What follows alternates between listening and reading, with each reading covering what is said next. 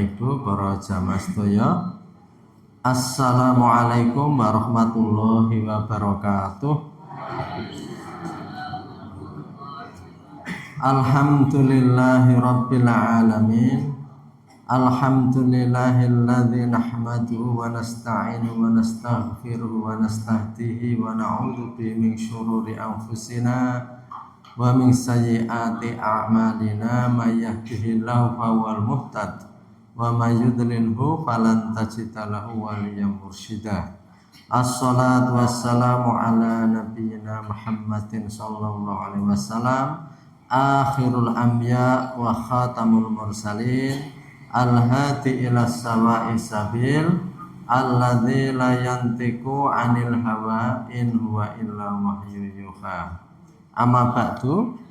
Bapak Ibu para jamaah semuanya, alhamdulillah kita dapat melanjutkan kajian pada pagi hari ini, tentu saja karena rahmat, nikmat, hidayah, taufik dari Allah Subhanahu wa taala ya. Mari kita awali dengan membaca ta'awudz dan basmalah bersama-sama. A'udzu billahi minasy syaithanir rajim. Bismillahirrahmanirrahim. Kita masuk pada bagian terakhir dari Asrarus Syam, rahasia-rahasia puasa ya. Jadi fadlu fit tatawwu'i bisyam. Faslun pasal fi di dalam at-tatawwu bisyam, yakni perbuatan sunnah, perbuatan di atas fardu ya. Tatawwu itu perbuatan di atas fardu, artinya perbuatan yang disunahkan, mustahab gitu ya. Bisyam, dengan puasa. Jadi apa itu yang disukai, yang disunahkan ya, yang diberikan di atas wajib, yang bukan wajib tapi itu merupakan suatu kelebihan ya, suatu kelebihan di atas kewajiban puasa. Puasa apa yang merupakan puasa-puasa tatawwu ya. Iklam ana istibaba some yata'akadu bil ayyamil fadilati. Ketahuilah bahwa anjuran dimustahabkan, dimustahab itu disukai. Inggih menika bilih Allah menika remen nggih, remen. Dados mboten mewajibkan, namun menika merupakan istihbab, mustahab, sesuatu yang digemarkan, dianjurkan ya. Asom yata'akadu, jadi bahwasanya anjuran-anjuran istihbab, anjuran untuk puasa di atas fardu itu yata'akadu bil ayyamil fadilah. Jadi ini bertetapan bertepatan atau bersamaan atau dikuatkan bil ayyamil fadilati, dengan hari-hari yang ada keutamaannya. Jadi puasa-puasa yang mustahab, ya mudahnya ini sunnah gitu ya, di atas yang wajib gitu ya, itu berkaitan dengan hari-hari yang utama. Wa fawadhilul ayami ba'duha, dan hari-hari utama itu sebagiannya didapati setiap tahun putarannya. Ada yang tahunan sifatnya, ada yang waba'dha fi kulli syahrin, dan sebagian lainnya itu sifatnya setiap bulan, daur atau urutannya, lingkarannya itu per bulan. Waba'dha fi kulli usbu', dan sebagiannya hari-hari utama puasa itu dalam satu pekan. Jadi kalau Ramadan gitu ya, Ramadan itu memang sebuah hari atau bulan yang di situ itu kalau dikatakan Ramadhul Jundub ya. Ramadhul Jundub itu rumput yang kering kerontang. Jadi Ramadan itu memang puasa yang terjadi di musim yang sangat panas gitu ya, itu ya. Namanya Ramadan. Nah ini kalau ini hari-hari puasa tatawwu ini seperti apa? Hari-hari yang mempunyai keutamaan ya. Dikatakan di sini amma fis sanah ba'da ayami Ramadan, adapun yang itu sifatnya tahunan selain Ramadan, Ramadan juga tahunan. Fa yaumu Arafatin, maka hari Arafah, puasa Arafah. Wa yauma Asyura, dan puasa Asyura. Wal asrul awal min Dzulhijjah, atau 10 hari pertama di bulan Dzulhijjah. Wal asrul awal min Muharram. Jadi kan ada yang puasa Dzulhijjah itu dari tanggal 1 sudah mulai. Wal asrul awal min Muharram, dan juga di Muharram ada yang mulai dari tanggal 1. Tetapi yang paling dianjurkan di hari ke-10-nya. Jadi hari Arafah, fi yaumi Arafah itu 9 gitu ya. Ada yang melengkapi juga dengan tarwiyah tanggal 8-nya. Tapi itu tadi tatawu ya, sesuatu yang di atas yang wajib. Jadi kenapa hari utama kalau Arafah? Arafah itu kalau istilahnya yaitu karena memang itu ada bersamaan dengan wukuf ya kalau haji. Wukuf di padang Arafah. Dan Arafah itu sendiri penamaan yang sangat baik, di mana di Arafah itu mestinya orang harus Arafah ya'rifu, artinya menyadari, mengetahui. Maka padang Arafah itu tempat untuk mengakui dosa, menyadari kesalahan dan sebagainya. Jadi nama bulannya juga Arafah. Kalau di dalam kisah disitulah Nabiullah Adam alaihissalam dan Sayyidatuna Hawa ketemu dan bertobat ya, menyadari dosa-dosanya, ngrumaosi anggenipun kathah kelepatan. Maka di padang Arafah itu orang-orang yang wukuf di samping memohon kepada Allah juga memohon ampunan ya atas berbagai kesalahan ya, bertobat, iktiraf ya. Jadi iktiraf kan lagunya Abu Nawas itu ada iktiraf ya, pengakuan dosa. Ilahi lastu lil firdausi ahla, Tuhanku saya ini tidak pantas jadi ahli surga firdaus. Wala aqwa ala naril jahimi, tetapi saya juga tidak kuat kalau dimasukkan neraka jahim. Dikatakan juga wadzunubi kathirun ka'ada dirimal, dosa saya itu banyak sekali seperti jumlah pasir di tepi laut.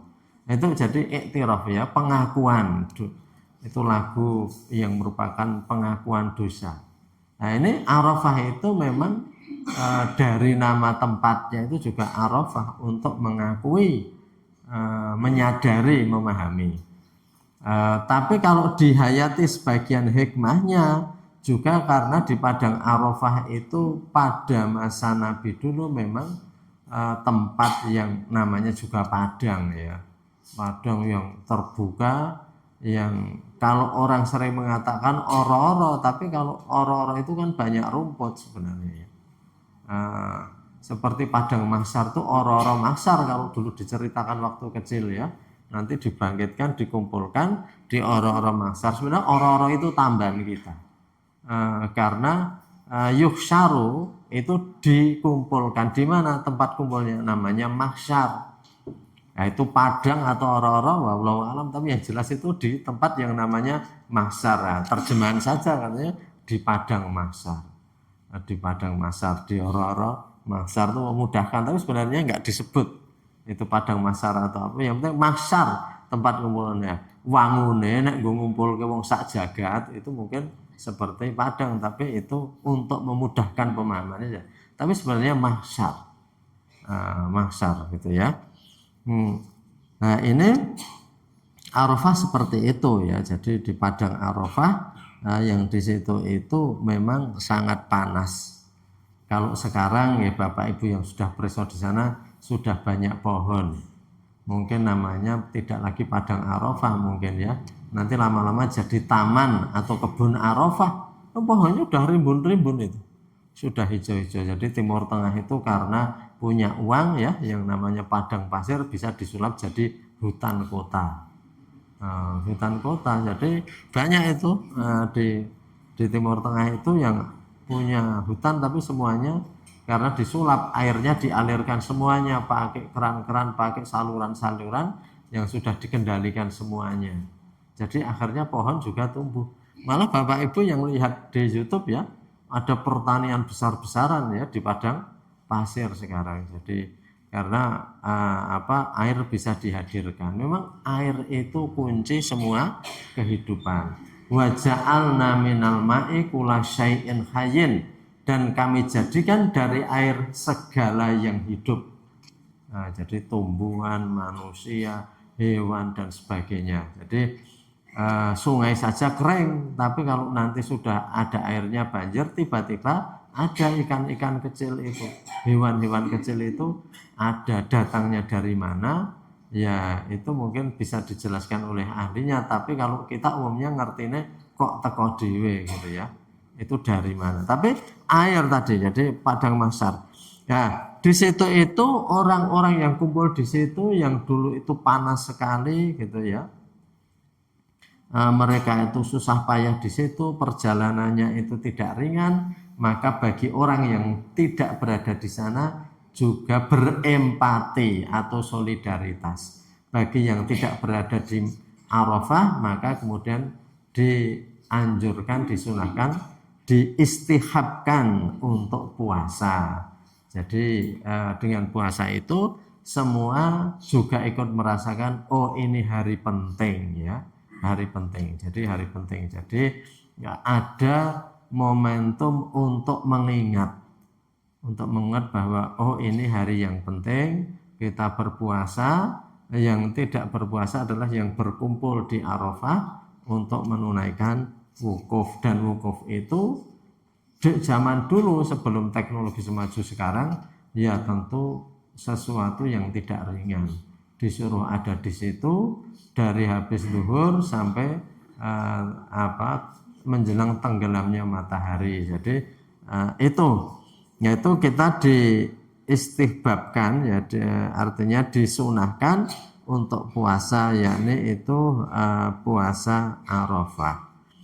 Wa yaumu Asyura, dan puasa Asyura. Asyura itu artinya hari ke-10 di bulan Muharram. Asyar ya, Asrun yang 10. Asyura itu di hari ke-10. Jadi itu sebenarnya bulannya Muharram, tapi kalau Jawa jadi Syura. Jadi Yauma Asyura hari ke-10 itu karena memang kalau di dalam kisah-kisah yang sudah sering sampai kepada kita, hari ke-10 di bulan Muharram itu merupakan hari yang banyak momentum kesyukuran, di mana Nabi Yunus keluar dari perut ikan gitu ya. Kemudian Nabi Musa berhasil oleh Allah dibukakan Laut Merah, bisa menyeberangi.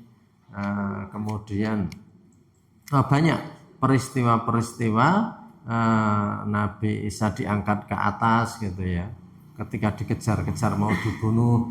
Nah itu hari-hari Nabi Nuh juga banjir itu surut dan berlabuh kembali, kapal tertambat juga tanggal itu. Maka kemudian itu sebagai rasa kesyukuran ada puasa. Jadi mensyukuri sesuatu itu Islam itu juga menganjurkan ya, mensyukuri sesuatu itu dengan melakukan hal-hal yang itu merupakan pengorbanan. Ini bagus ya, karena kebanyakan orang itu kalau bersyukur itu senang-senang, tapi Islam itu mengajarkan orang bersyukur itu juga ada pengorbanan. Seperti ini kan orang sering ya dengan puasa nazar ya, nanti kalau saya diterima entah pegawai, entah sekolah, entah apa, saya akan berpuasa. Biasanya nazar begitu, saya akan memberikan bantuan apa, itu nazar. Jadi Islam bagus ya, untuk mensyukuri sesuatu itu ada pengorbanan. Ya kalau budaya tidak Islam, untuk mensyukuri terkadang ya itu bersenang-senang, mengadakan apa, pesta-pesta atau party itu kalau gembira, seperti anak lulus ujian gitu ya.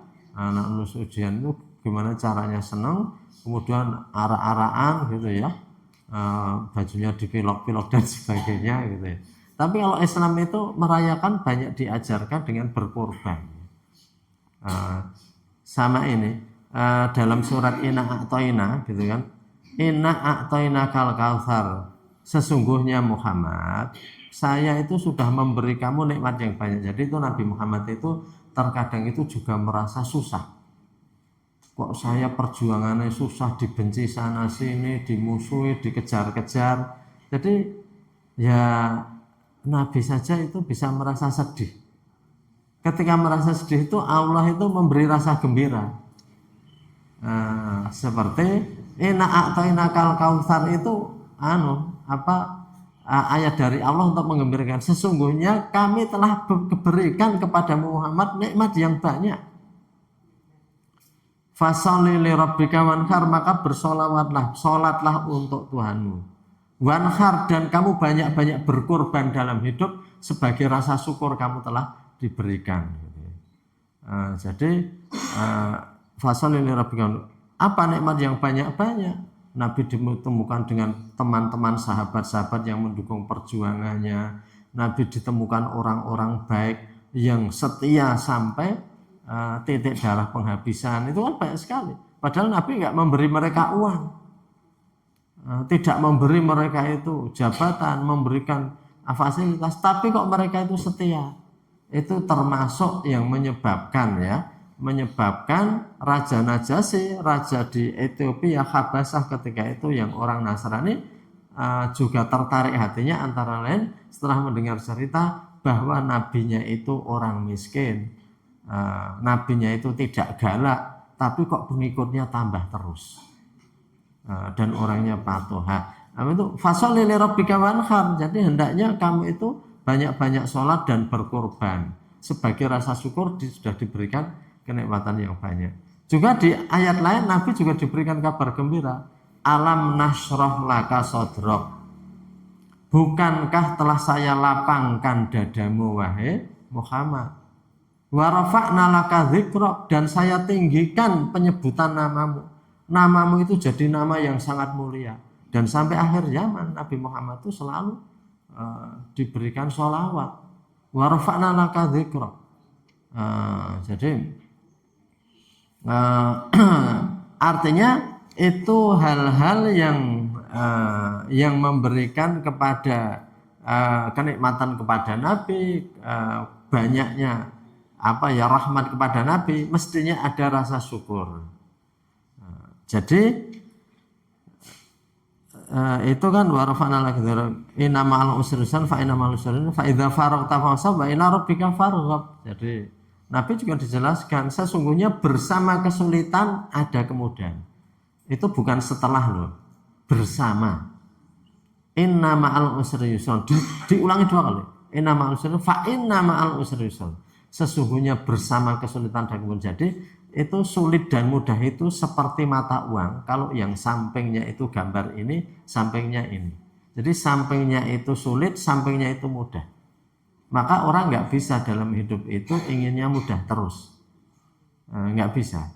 Mesti ada sulit dan ada mudah. Jadi karena Allah mengatakan begitu, inna ma'al usri. Dan orang kalau ada kesulitan tidak usah khawatir, karena bersama kesulitan itu ada kemudahan. Nabi saja diingatkan begitu. Itu kan ayatnya langsung menegur Nabi. Artinya Rasul saja itu juga bisa merasa sedih kadang-kadang. Kesedihan itu ada. Tetapi kesedihan yang itu bisa di-manage, dikelola, ditanggulangi. Karena ada orang yang sedihnya kebangetan, nggak bisa ditanggulangi sampai dia itu drop, frustasi, depresi ya itu. Itu karena nggak bisa ditanggulangi sedihnya. Kita itu sedih, tapi anggap saja sedih itu sebagaimana kalau kita lewat jalan raya, itu terkadang kita perlu jalan berlubang biar nggak ngantuk. Maka orang Jawa itu janji dalane mulus kok ngantuk gitu ya. Karena perlu terkadang jalan berlubang itu perlu ya rasa banyak-banyak gitu ya. Tapi artinya sekedar menggugah kita. Menggugah hidup yang mudah terus itu terkadang juga melenakan. Terkadang kita digugah dengan sesuatu yang oh ini agak sulit sedikit. Jadi untuk tahu nikmatnya mudah, maka perlu merasakan kita itu terkadang sulit. Sama seperti nikmatnya makan, kalau kita itu merasa lapar, maka dalam acara buka puasa itu tidak ada orang sedih apapun juga makanannya.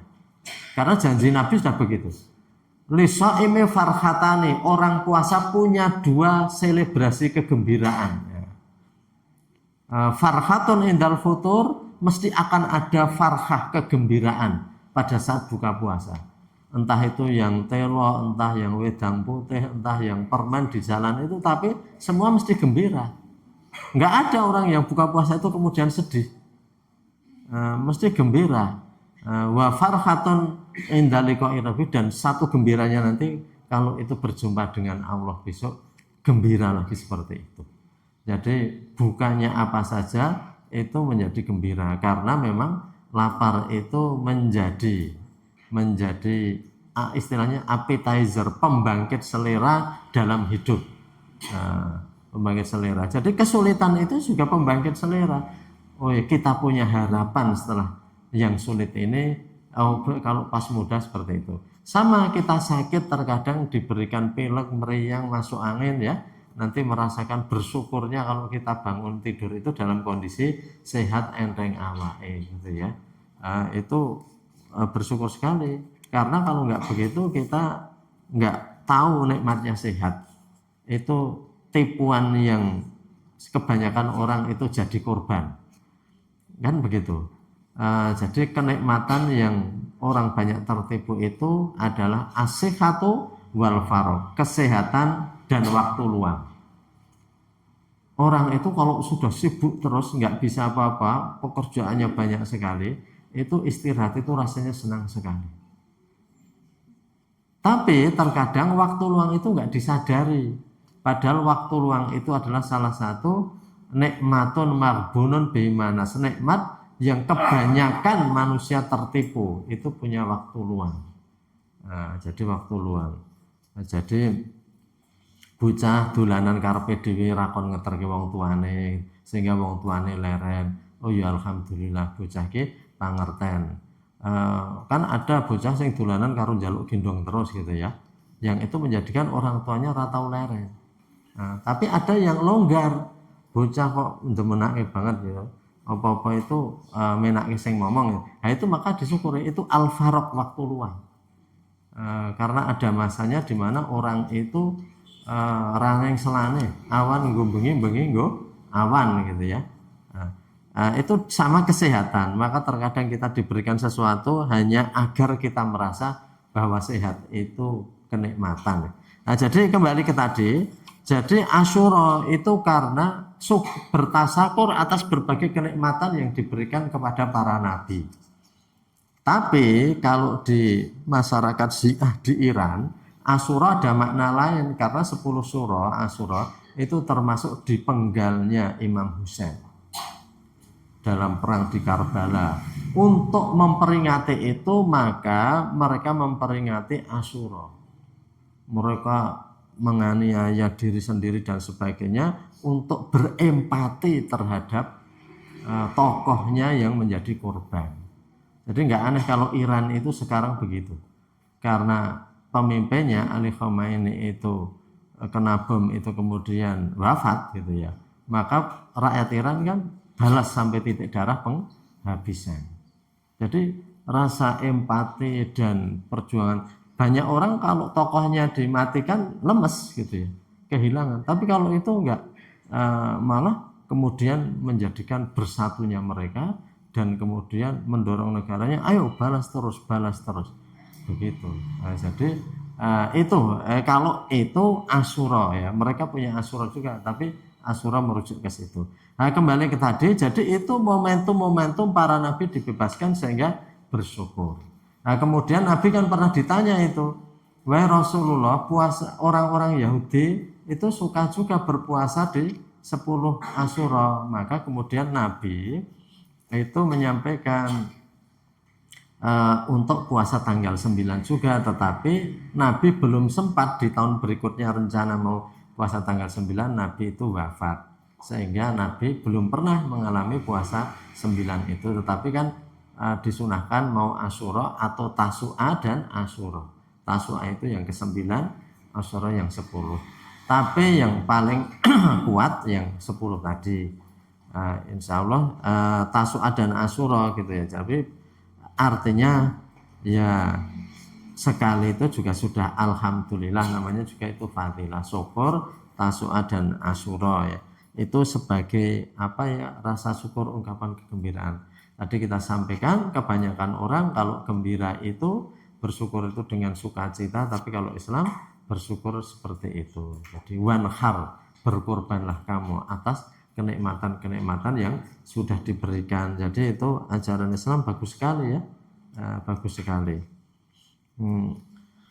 Jadi wa asyura wal asrul awal tadi wa jami'ul asrul hurum mudhonus saum, dan bulan-bulan yang diharamkan, 4 bulan yang diharamkan itu juga bagus untuk berpuasa. Ada arbaatun hurum ya, bulan yang 4 yang diharamkan perang ya. Itu ada bulan Dzulqa'dah, Dzulhijjah, Muharram dan Rajab. Nah, bulan puasa itu tidak diharamkan ya untuk. Nah, kita lanjutkan. Wa kana Rasulullah sallallahu alaihi wasallam yukthiru min shaumi Sya'ban hatta yadhunna annahu min Ramadan, dan di bulan Sya'ban Nabi banyak-banyak berpuasa sampai ada yang sampai mengira bahwa itu bulan Ramadan. Jadi karena banyaknya berpuasa.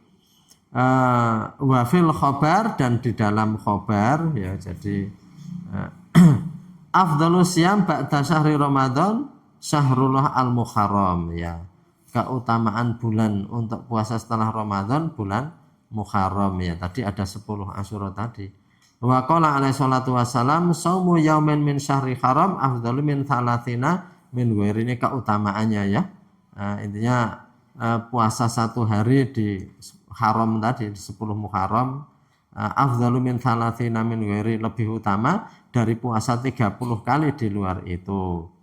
Wa shaumi yaumin min Ramadan afdhalu min thalathi min syahrin haram, tapi puasa Ramadan sehari saja lebih utama dari 30 hari di bulan haram. Jadi itu puasa-puasa yang lain.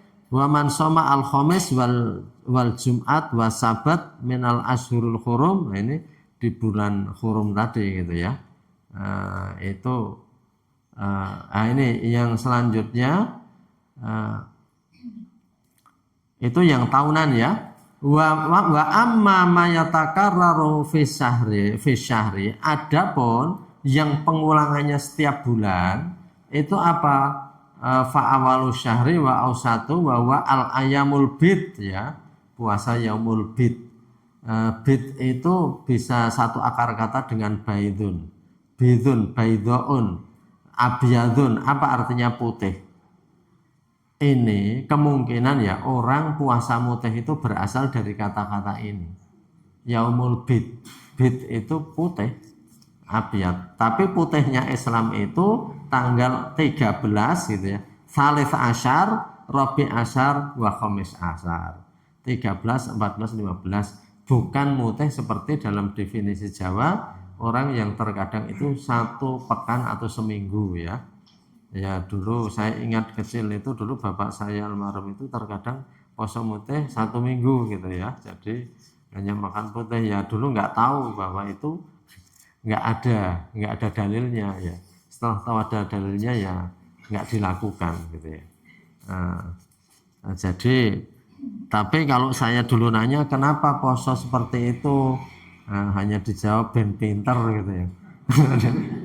Wis dadi guru SD gitu. Ya nggak tahu, nggak dijawab, dijelaskan macam-macam ya, mungkin karena cah cilik sing takon nopo kok poso mutih le buka hanya air putih sama nasi putih gitu.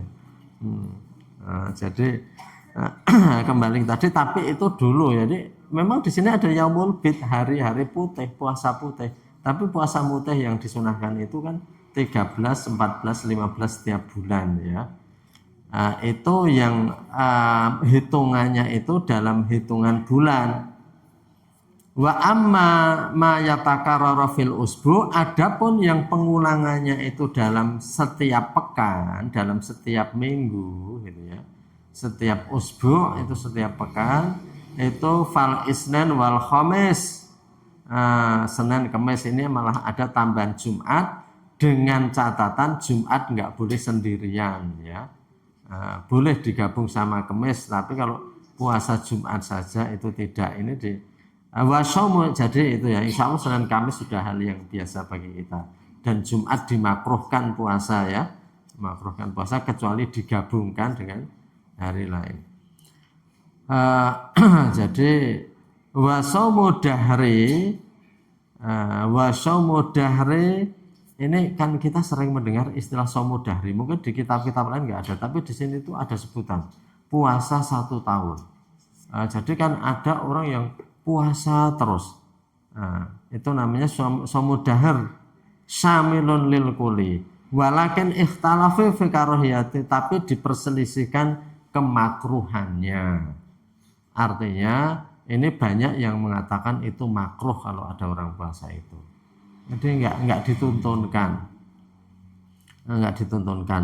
Kalau yang jelas haramnya itu saumu wisol, puasa bersambung yang tidak buka.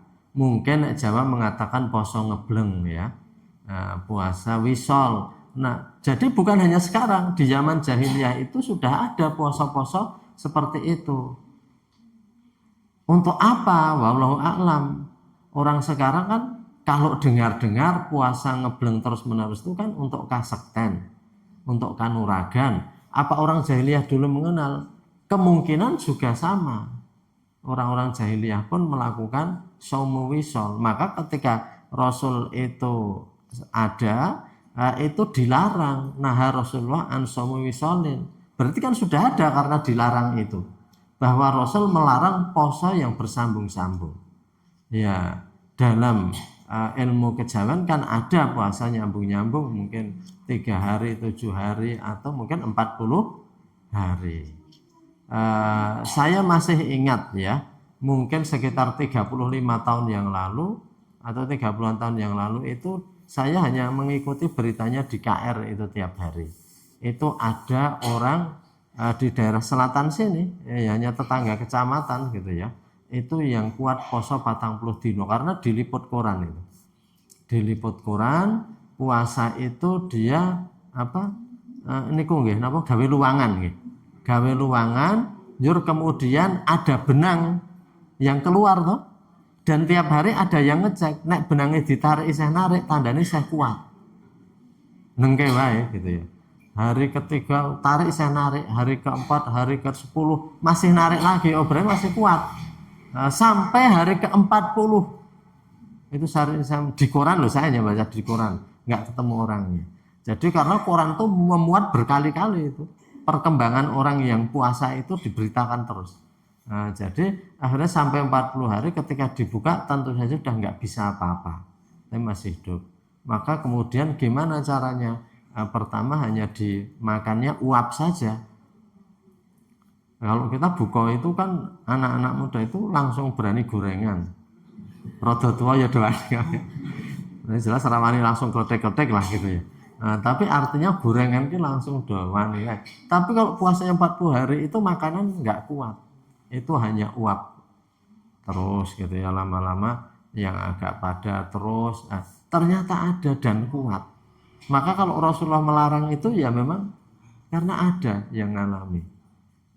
Jadi ya itu saya hanya membaca ya, KR meliput berkali-kali perkembangan orang yang puasa Topo Pendem itu diliput terus oleh KR perkembangannya ya. Karena orang pada ingin tahu. Nah, itu aja yang saya tahu, itu sudah sekitar 30-an tahun yang lalu lebih, di mana itu diberitakan orang yang puasa seperti itu. Apakah sekarang ada atau tidak, walau alam, karena yang jelas nggak ada berita dan cerita, jadi itu ya. Jadi wong puasa 1 bulan Ramadan saja itu terkadang banyak yang tadi ya, terkadang itu medot, mlebu warung, kita itu kalau kita lihat seperti itu ya. Jadi apalagi kok arep 40 hari gitu ya. Memang orang dulu katanya udah betah ngeleh. Ngeleh itu sudah teman akrabnya. Nah orang sekarang itu malah sok do keluarga kayak orang sekarang. Saya pernah menyampaikan ya, ini sudah habis babnya, ini cuman sedikit ya. Tapi sekarang ini Bapak Ibu, dalam penelitian internasional, kalau zaman dulu orang pada mati itu karena penyakit yang kaitannya dengan kelaparan, kekurangan gizi. Itu zaman dulu. Zaman dulu itu penyakit kekurangan gizi banyak. Wong do mati karena kelaparan, kurang gizi banyak. Tapi sekarang menurut riset yang membunuh manusia paling banyak adalah makanan. Itu ada buku yang nulis buku itu namanya Yuval Noah Harari. Itu merangkum hasil-hasil riset itu. Bukunya bestseller tuh banyak, dilaris sekali di berbagai negara, diterjemahkan berbagai. Itu dikatakan jadi musuh manusia pertama perang saja itu meninggalnya itu nggak sampai jutaan. Perang. Ini Iran itu yang meninggal sudah 1.000 lebih ya di Iran itu. Ya. Kalau digabungkan mana-mana yang perang itu paling ya setahun nggak sampai 100.000. Tetapi yang namanya makanan itu di Amerika dan di tempat-tempat lain membunuh manusia setahun bisa 3 jutaan. 3 juta itu karena dibunuh oleh makanan. Sekarang ini kalau kita lihat berita kan penyakit-penyakit degeneratif yang serius itu rata-rata karena makanan. Jadi kebalikan orang dulu itu sakitnya karena lapar dan kurang gizi. Saiki mergane kokean gizi. Jadi pembunuh utama sekarang adalah makanan ya. Bahkan di buku itu disebut ancaman serius pembunuhan di Amerika itu adalah Coca-Cola dan McDonald. Di buku itu disebut. Jadi Coca-Cola dan McDonald adalah ancaman pembunuh serius di Amerika. Karena kan memang begitu. Itu sampai disebut bukunya di situ. Jadi boleh dibuka, itu ditulis. Karena apa? Karena artinya itu hanya menunjukkan bahwa orang sekarang itu karena makanan malah yang membunuh. Kalau dulu orang itu karena lorone itu rata-rata kurang pangan, kurang gizi. Iki kok loro napa ora iso mikir mengeleh iki kurang pangan. Lare niki mboten tekno enten cacat napa-napa niki lemes niku bendina kurang gizi. Jadi dulu penyakitnya itu hanya begitu. Nah sekarang kebalik, makanan menjadi pembunuh utama di dunia. Jadi diperkirakan akan meningkat terus ini makanan. Jadi maka Rasulullah itu dulu sampai mengatakan, saya tidak khawatir kepada kalian semuanya dengan ujian kesusahan, karena kalian terbukti diuji susah itu kuat. Yang saya takutkan kalau kamu nanti diuji dengan gemerlapnya dunia. Poyodo kuat. Itu Rasul sendiri mengkhawatirkan. Rasul sendiri mengkhawatirkan karena apa? Ujian yang oleh Rasul sendiri mengkhawatirkan kepada umatnya, gimana umat saya itu nanti kalau diuji dengan gemerlapnya dunia. Yaitu. Di sini kalau Rasul ini di penutup ini shaumud dahar ya, puasa yang terus-menerus itu diperselisihkan fi karahiyatihi tentang kemakruhannya. Maka Rasul afdhalus syam saumu akhi Dawud.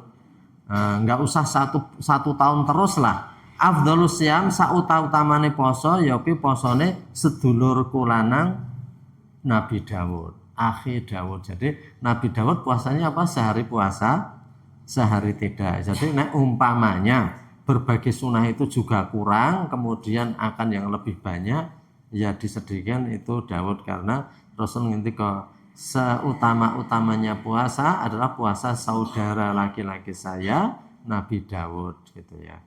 Wala alal isyara ilai bikauli dan semoga itu merupakan isyarat sebagaimana yang diucapkan Rasul dalam hadis uridat alayya mafatihu khazaini dunya wa kunuzil ardi faradatuha. Uridat alayya sudah dibukakan kepada saya.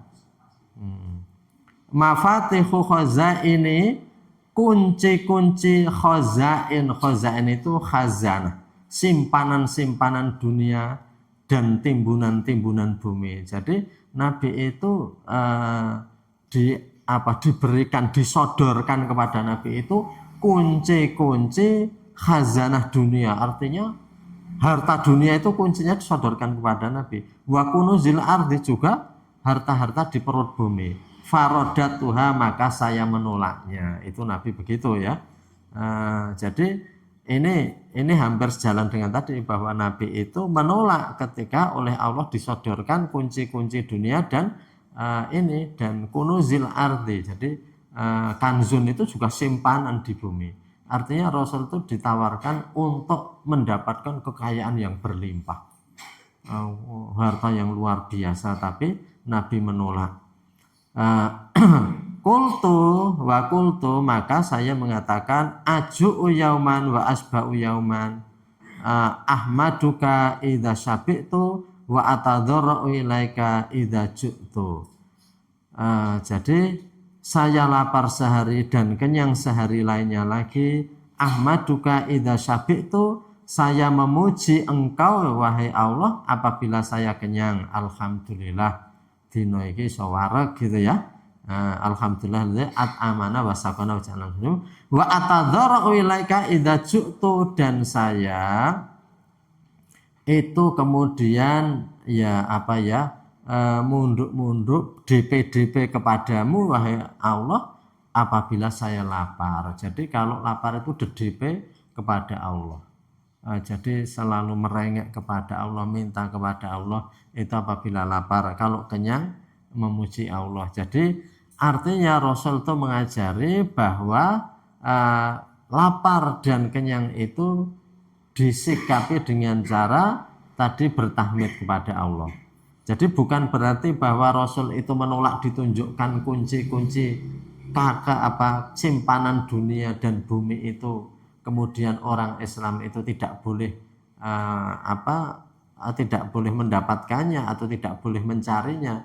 Itu monggo saja, itu karena memang Nabi tekanannya itu di situ. Kalau lapar orang itu hendaknya dedipe kepada Allah, memohon kepada Allah. Kalau kenyang dia itu banyak memuji Allah. Jadi artinya ketika punya harta, punya kemudahan, ya kita memuji kepada Allah, bukan lupa. Kalau seperti itu dalam Al-Quran, ya hadza min fadli Rabbi, ini dari Allah saja. Jadi semua rezeki itu dari Allah.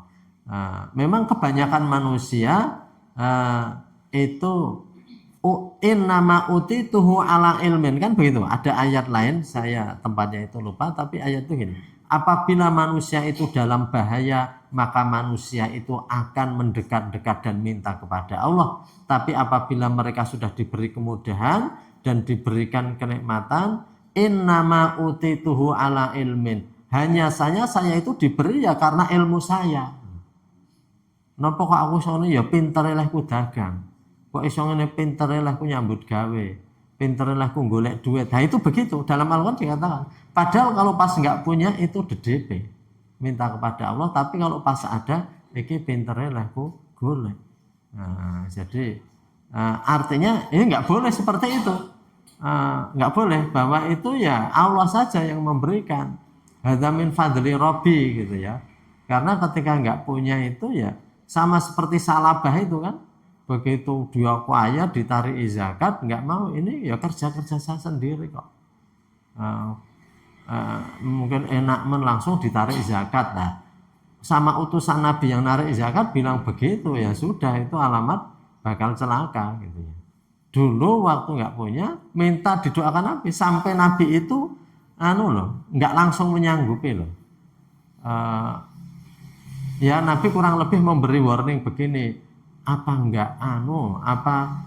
kowe ki iso nek didongake kaya ki apa ya apik kanggo kowe. Ini Salabah kan minta berkali-kali. Akhirnya Rasul ya wis tak dongake.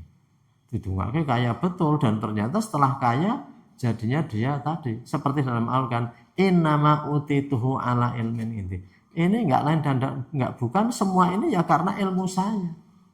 Salabah yang merasa ternaknya pintar, bagus memelihara ternaknya, sehingga ketika penarik zakat datang dikatakan nggak mau, saya nggak akan memberikan zakat. Ya ini kerja saya dan sebagainya. Banyak orang terkadang merasa begitu. Padahal kalau dia diambil oleh Allah, orang itu baru merasa. Maka dalam Islam, kalau kita kenyang, ahmaduka, saya memuji Engkau ya Allah, alhamdulillah kok bisa kenyang, alhamdulillah kok iso nggawe omah gitu ya, alhamdulillah ya, berbagai macam gitu ya. Ketika kecil saya kira kita semuanya itu dulu mikir po iso apa ya sok do gawe omah gitu ya. Nyatanya setelah besar itu ya do iso gawe omah juga orang-orang itu, maka ya disyukuri semua itu. Ketika ada rezeki itu ya ahmaduka, memuji Allah, tapi atadharu ilaika idza ji'tu, kalau saya lapar saya DDP ya, ngeremimi kepada Allah, hanya Allah saja yang memberi. Jadi konsisten ya, bukan karena kalau orang mendapatkan lalu lupa. Maka yang namanya lapar itu memang penting juga, karena dalam tombo ati itu salah satunya kan weteng ira ingkang luwe. Jadi lapar itu salah satu hal yang akan bisa membuat orang menjadi peka. Jadi kan dalam salah satu nasihat itu, madza mirathus syam, apa yang hal baik yang diwariskan oleh puasa, as-saumu yurithu al-hikmah. Puasa itu akan mewariskan kebijaksanaan. Jadi orang yang puasa itu akan menjadi bijaksana. Lapar tidak langsung marah. Kok ngeleh banget ya, oh iki kaya wingi kae, wis tahu nek mengeleh ngene iki, wis tahu, nggak usah marah-marah, ya wis tahu nek mengeleh. Luwih lemes mangke es tahu, ya aku nek pas poso tengah-tengah gitu ya, poso-poso tengah itu kan cadangan-cadangan makanan di awal ya wis resik lah kira-kira. Puasa, nek puasa akhir wis rada enteng, karena harapannya kita seperti berenang sudah hampir sampai titik itu. Motivasi menjadikan kita itu lebih ringan gitu ya. Sepertinya menjelang buka puasa itu kan kita malah kayak orang ngeleh gitu. Jadi setelah kuatnya motivasi itu bisa nyelamur ke tubuh kita. Tapi akan menjadikan hikmah. Jadi orang yang puasa itu karena biasa nahan macam-macam itu kemudian bisa. Ya orang Islam dididik dengan puasa. Jadi umpamanya antri makanan nggak dapat dan sebagainya, atau mungkin antrian belakang, ya kalau cuma lapar pun kita sudah biasa. Artinya itu akan menjadi seperti itu. Kemudian menahan marah dan sebagainya terbiasa ya. Walaupun kemarin kita sampaikan mungkin tingkatan puasa kita masih saumul awam, yang nek meng nesu, nek meng nyeneni wong ora batal gitu ya. Nek puasa khos itu kan wis batal gitu ya. Tapi kembali ke tadi bahwa setelah mendapat hikmah apa? Wal hikmatu yurithul ma'rifat. Kalau orang sudah punya kebijaksanaan, dia akan bisa mencapai ma'rifat, pengenalan Allah yang sesungguhnya. Wal ma'rifatu yurithul yakin. Kalau ma'rifat akan melahirkan keyakinan bulat. Maka kalau orang sudah ada di keyakinan tinggi, itu tidak beda antara susah dan mudah. Seperti ini, lapar dan kenyang itu bagi Nabi kenyang ya alhamdulillah, lapar ya subhanallah astagfirullah, kok tekan jam semene ra eneng tondo-tondo panganan ya. Jadi astagfirullah artinya ya beristighfar, tapi ya bukan juru ngamuk, juru apa-apa gitu ya. Karena ya itu makin bijaksana. Jadi kita diajari oleh puasa seperti itu. Oke, Bapak Ibu semuanya, ini akhir dari Asrarus Syam. Besok kita akan masuk Asrarul Hajj wa ma fihi, rahasia haji dan apa-apa yang di dalamnya. Niki insya Allah kita libur 2 kali ya. Jadi yang Sabtu depan itu iya hari raya ya. Jadi kemungkinan ada yang Jumat, kemungkinan ada yang Sabtu ya, karena elongasinya masih di bawah 6 derajat syarat mabim. Jadi kemungkinan ada 2 kemungkinannya ya, tapi syukur nanti bisa 1 gitu ya. Tapi ada perkiraan ini bisa berbeda, ada yang Jumat, ada yang Sabtu, sama Sabtu belakangnya masih libur ya. Jadi Mungkin ana sing ujung rampung barang gitu ya. Tapi enggak ya, mungkin ada sawalan, ada macam-macam banyak kegiatan. Jadi kita insya Allah nanti libur 2 kali, nanti di grup diingatkan kalau sudah 2 kali ya. Demikian yang bisa kami sampaikan pada kesempatan kali ini. Ya ini semoga kita nanti diberikan keringanan sampai akhir Ramadan, terutama di hari-hari Asrul Awakhir ya, 10 hari terakhir di mana Allah banyak menurunkan ya selain maghfirah ya itqum minanar, pembebasan dari neraka, sehingga memang kita monggo diperbanyak amaliyah kita di dalam hari-hari ini. Masih ada beberapa hari ada khilaf, kami mohon maaf. Mari kita akhiri dengan doa penutup majelis. Subhanaka Allahumma wa bihamdika asyhadu an la ilaha illa anta astaghfiruka wa atubu ilaik. Semoga jadi tadzkirah bagi kita semuanya. Nastaghfirullah li wa lakum. Assalamualaikum warahmatullahi wabarakatuh.